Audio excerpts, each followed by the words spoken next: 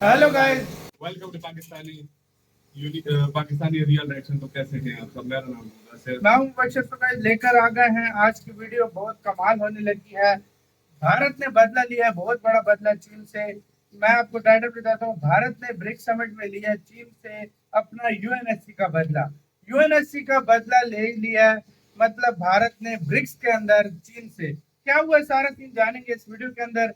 बाकी भाई बातें करेंगे बाद में। पहले देखते हैं भारत ने किया क्या है और क्यों सारा सीन हुआ है। इंडी प्लस न्यूज का वीडियो है तो स्टार्ट। दोस्तों, हिंदी की एक कहावत तो आपने सुनी ही होगी, अब आया ऊंट पहाड़ के नीचे। दोस्तों, दुनिया के अंदर कोई कितना भी ताकतवर और बड़ा क्यों ना बन जाए, हर किसी व्यक्ति का टाइम आता है और हर कोई व्यक्ति को अपनी बात मनवाने की एक मौका तो जरूर मिलता है। और वो मौका चाइना को मिला था पहले के सालों के अंदर और उसने बहुत मनमानी की, भारत से सारी बातें मनवाई।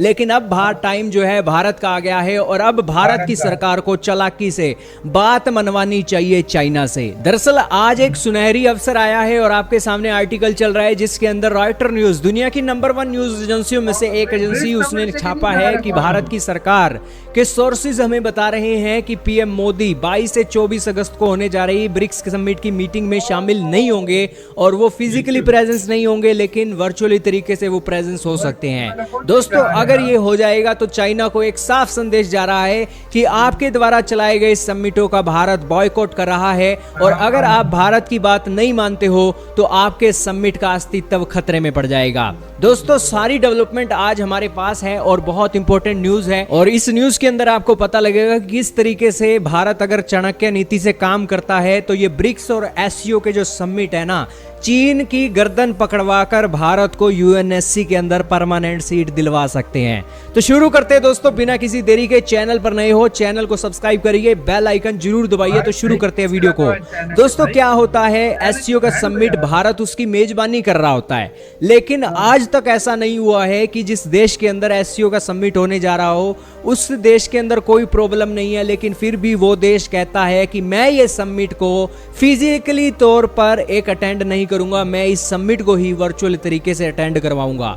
भारत ने सभी एससीओ की कंट्रीज के लीडरों को अपने अपने घरों में बिठा दिया, अपने अपने देशों में बिठा दिया और इस समिट को वर्चुअली तरीके से करवाया। ये करवाने का हमारा मकसद था क्योंकि ये चाइना की डोमिनेंस वाला ग्रुप था और चाइना लगातार बॉर्डर पर मनमानी कर रहा है। आप देख लीजिए, पाकिस्तान के साथ मिलकर हथियार देना हो या अरुणाचल प्रदेश का नक्शा निकालना हो अपने नक्शे के साथ या फिर स्टेपल वीजा जारी करना हो, तो भारत की सरकार ने एससीओ का बॉयकॉट कर दिया।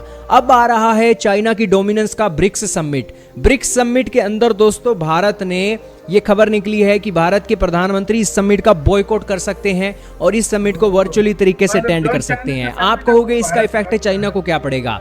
दरअसल व्लादिमीर पुतिन, रूस के राष्ट्रपति, इस समिट के अंदर पहले ही नहीं आ रहे हैं। शी जिनपिंग का प्लान है कि वो अफ्रीका के अंदर इस समिट के अंदर शामिल हों और जो 74 देशों को साउथ अफ्रीका ने इस इनविटेशन दे रखा है इस समिट के अंदर, वहां पर वो बातचीत करें कि किस देश को हम एंट्री देंगे, किसको नहीं देंगे। इनका ये प्लान चल रहा है और पीएम मोदी अगर इस समिट के अंदर नहीं जाएंगे तो जाहिर सी बात है कि बातें नहीं होंगी इस ब्रिक्स के एक्सपेंशन की और भारत ने एक टांग तोड़कर रख दी है चाइना के इन ग्रुपों की। अब भारत यहां पर डिप्लोमेसी क्या कर सकता है? भारत यहां पर कह सकता है कि भैया चाइना, आ जाओ बेटा, मेरी टेबल के सामने बैठो, मेरी बात सुनो। तुम मुझे यूएनएससी के अंदर परमानेंट सीट दिलवाने के लिए लगातार आनाकानी करते हो। वहां पर तुमने जो United nation of security council का एक्सपेंशन रोक रखा है ना, वही एक्सपेंशन मैं तुम्हारे ग्रुपों का भी रोकने वाला हूं। अगर तो तुम्हें अपने ग्रुपों का एक्सपेंशन करना है तो भैया भारत से अनुमति लेनी होगी। भारत से अनुमति नहीं लोगे तो भारत इस ग्रुप से ही निकल जाएगा और भारत अगर इस ग्रुप से निकल जाएगा तो आपके ग्रुप की कोई हैसियत नहीं रहेगी, क्योंकि भारत यहां पर एक मीडिएटर के तौर पर देखा जा रहा है और दुनिया के बहुत से देशों के अंदर भारत की डिप्लोमेसी वर्क करती है। और भारत अगर वेस्टर्न कंट्रीज के पाले में चला गया तो बहुत से देश आपके समिट के अंदर चाहकर भी एंट्री नहीं कर सकेंगे और भारत यहां पर कह सकता है कि भारत को यूएनएससी के अंदर परमानेंट सीट दो, नहीं तो हम ब्रिक्स के अंदर बॉयकॉट करेंगे और हो सकता है कि कल को इस समिट से भी निकल जाएं। अब आप कहोगे कि फिर तो भारत एक तरफा हो जाएगा, वेस्टर्न कंट्रीज की तरफ झुक जाएगा। जरूर दोस्तों, झुकना ही पड़ेगा। जब हमारी बात नहीं मानी जा रही है और अब हम इस समिट के अंदर शामिल होकर चीन को ही तो पूरा ताकतवर कर रहे हैं और किसको ताकतवर कर रहे हैं। एससीओ का समिट हो गया, चाइना का बनाया हुआ है। ब्रिक्स का समिट है, यहाँ पर चाइना की दादागिरी चलती है। रशिया वाले कुछ नहीं कह रहे हैं किसको एंट्री देनी है किसको नहीं देनी है। ये चाइना वाले अलग ही अपने सरपंच बने हुए हैं और दुनिया के देशों को एंट्री देने की बातें बोल रहे हैं। अब यहाँ पर जो बॉस है भारत है और उस भारत की बात आपको माननी पड़ेगी। अगर बात नहीं मानोगे तो ब्रिक्स का स्पॉइलर भारत ही बनेगा और इस समिट को तोड़ने का काम भारत बहुत बखूबी तरीके से कर सकता है। खैर दोस्तों, डिप्लोमेसी करनी ही होगी क्योंकि घी अगर सीधी उंगली से नहीं निकलता है तो उंगलियों को टेढ़ा करना चाहिए, तभी यहाँ पर आपकी बात मानी जाएगी। नहीं तो 75 साल से तो आप सीधी उंगलियां चाइना को मार ही रहे हो, कोई असर नहीं है। क्या कहना चाहोगे दोस्तों, भारत को ये कदम उठाना चाहिए या नहीं, कमेंट में बताइए। यार वीडियो खत्म, बिल्कुल उठाना चाहिए। मैं कहता हूँ मतलब मेरे ख्याल से उठा भी लेंगे। भारत ने टिट फॉर टैट किया है। भाई साहब, तुम यूएनएससी में आगे बकचोदी करते हो, हर जगह पर आगे चीन बकचोदी करता है। भारत की जब भी वीटो पावर की बात आई है, चीन उसमें रोड़ा बना है और देशों की भी मना करता है भारत को ना सपोर्ट करो, तो भारत क्यों उसको सपोर्ट करेगा भाई। असल में पता है क्या बात हुई है, पिछले दिनों खबर आ रही थी ब्रिक्स में सऊदी को भी ज्वाइन कर रहे थे। नहीं, वो चीज तो अलग थी ना। पिछले दिनों खबर आ रही थी कि रशिया और चाइना, ये जो ब्रिक्स की मीटिंग हो रही थी, इसमें वो ऐलान करने वाले थे कि और देश को भी शामिल करेंगे। हम वो ऐलान करने वाले थे इसमें कि हम और देश को भी शामिल करेंगे। इंडिया ने उधर सबसे पहले तो इंडोनेशिया, सऊदी अरब को उसको ब्लॉक किया। उसके बाद अभी इंडिया जा ही नहीं रहा। इंडिया ने बाइकआउट मतलब एक किस्म कर दिया, वर्चुअल तरीके से भी जाता है नहीं जाता है हमें नहीं पता भाई। जाहिर बात है, अब इंडिया क्या होगा, मतलब सीधी सी बात है, इंडिया नहीं चाहता है फिलहाल एक्सपैंड हो।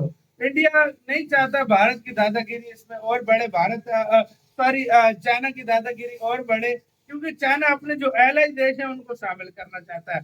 अगर उनको ब्रिक्स में शामिल कर लिए तो भारत का पलड़ा हल्का हो जाएगा, चाइना का भारी हो जाएगा। तो ये रोल करा है। पता है क्या प्रॉब्लम है, असल प्रॉब्लम यही है। असल प्रॉब्लम पता है इसी वजह से स्टार्ट हुई, शंघाई कॉर्पोरेशन की तरह। ये जिस तरह एससीओ और या जिस तरह ये सिस्टम चल रहा है ना, इसकी वजह से वो अपनी दादागिरी दिखा रहा है। ब्रिक्स में भी दादागिरी दिखा रहा है, सब कुछ कर रहा है। तो इसी वजह से मेन जो मुद्दा जो है ना, मुझे जिस तरह लग रहा है ये जिस तरह जा नहीं रहा, ये आने वाले वक्त में ये चाइना को बहुत ज्यादा प्रॉब्लम इसके लिए क्रिएट होगी।